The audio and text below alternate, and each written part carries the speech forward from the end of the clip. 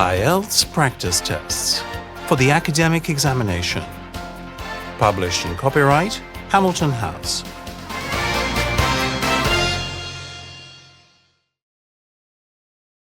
Test 1.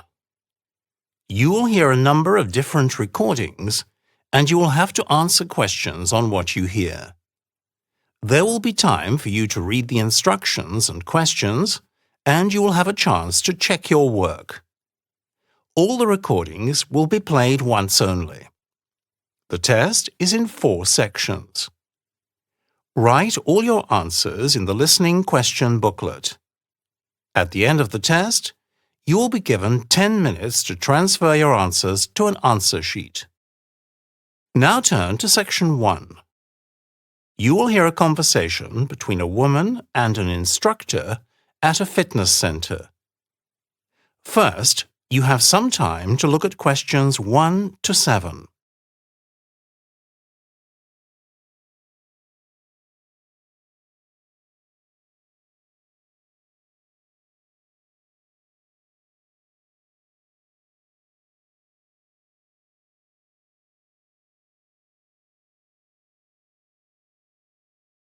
Listen carefully to the first part of the conversation and answer questions 1 to 7.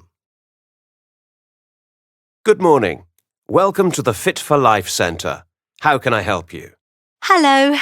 I phoned you last week about the Smart Hearts programme that you run here, and whoever I spoke to said I had to come in person. That's right. We like to talk to those who join the classes face to face. We need to get their personal details and medical history before we decide which level we put them in. You do realise that these classes are for people who have heart problems, don't you? You don't look like somebody who's... No, it's not for me. I want to enrol my dad in a class. He had a heart attack earlier in the year. OK then, let's get some details. But I must tell you that we still need to meet your father in person before the course begins. Yes, of course. First things first. Name? Sally Hopkins. Your father's name? Silly me. Burns. Daniel Burns. That's Daniel and Burns with a U. Right. His age? 59. That's quite young, though we do have 1 or 2 people in their 30s here. Was he active before the heart attack? Well, he had a 9-to-5 office job, but played tennis and went for long walks at the weekend. He seemed fit and healthy for his age, to me. I'll find out more when I see him in person. Now, what's the address? 9 Luxted Avenue. That's Luxted Avenue, Fox Hill. And I need your or his telephone number. He'll be at my home number, which is 345-2202. We'll also need emergency contact details. That'll be you, I imagine. Do you have a mobile number? Yes, it's 07341 392 477. 07341 392 477. And you're his daughter. Right, let's talk about times and what's involved.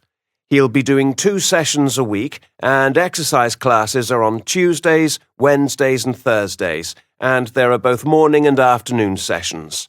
Sessions last an hour and a half, and the morning sessions are from 9:30 to 11, and the afternoon sessions from 2:30 to 3. Yep, I think I can make that work. Put him down for morning sessions. And I think Tuesdays and Thursdays would be best. OK. And there are 3 stages. There's basic, which is just light aerobic and weight training, and which always starts with a talk by a medical professional about some aspect of heart disease. The second is intermediate, which is a bit more strenuous, but which includes relaxation and meditation techniques.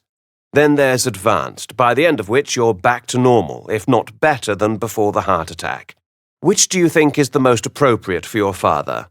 Well, he does potter around and does chores like mowing the lawn, so I'd say intermediate. OK, I'll just pencil that in, because it'll depend on what happens when I speak to your father in person. Now, about how much it costs. If someone has been recommended to us by their doctor, it's cheaper. It's £4 a session for 15 sessions, which comes to £60. Otherwise, it's £7.50 an hour, which is £112.50. Right. It'll be easy enough to get a doctor's letter. After all, he did point us in your direction, so we'll be going for the cheaper rate. Now you have some time to look at questions 8 to 10.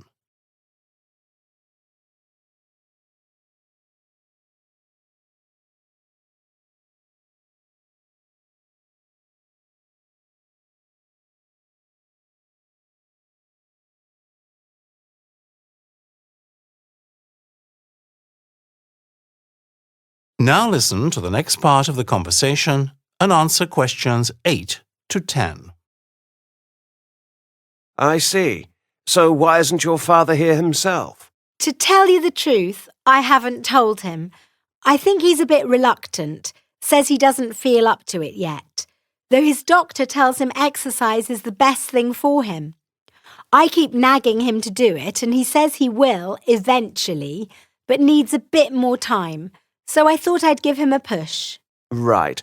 Well, it is normal for someone to feel a bit wary of doing too much soon after a heart attack. It's understandable. They lose confidence in their bodies. Does he do any exercise now? He does a few stretching exercises and potters around the garden, as I said. He does chores around the house. In fact, he creates things to do that don't really need doing. You know, he claims the hall needs a lick of paint, so he does that. He's bored, I think, and at a loose end. All the more reason, I say, for him to get out, join a class and meet new people. Indeed. And they will have had the same experience as him, which is always a help. Absolutely. That's what I said to him. The last time we spoke about this, he did seem to be coming round to the idea. I thought that if I said it was a done deal and he was enrolled on the course, he wouldn't be able to back out. He joked that I was trying to get rid of him, that he was getting under my feet. What about an appointment for my father? Any time tomorrow is okay with me. Shall we say 10 o'clock? Yes, that's fine. Thanks, and see you tomorrow. That is the end of section 1. You now have half a minute to check your answers.